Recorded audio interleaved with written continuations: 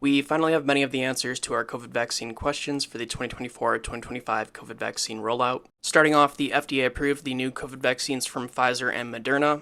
Novavax is still waiting to gain the FDA's approval.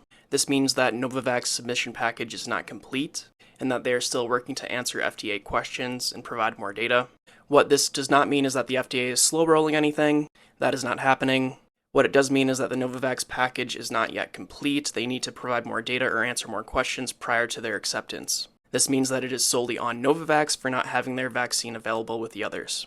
We now have official confirmation that both Moderna and Pfizer are targeted to KP2, and Novavax, as we already knew, is targeted to JN1.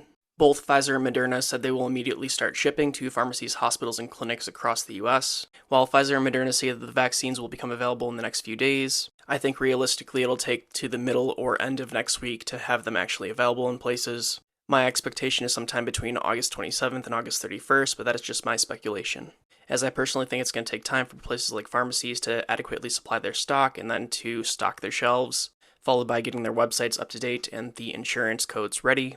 Novavax currently believes that they'll have FDA approval come September 1st, and I'll keep you updated as we wait for that approval.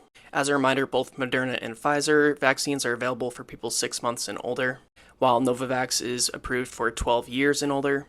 The vaccine should be covered on Medicare and Medicaid, and most private insurance plans. However, I know for at least Medicare and Medicaid, you'll be charged an administration fee, which is typically around $15.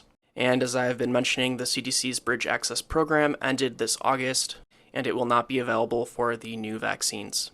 However, as I've also mentioned prior, the Vaccines for Children's program continues to provide vaccines free of charge to parents that can afford coverage.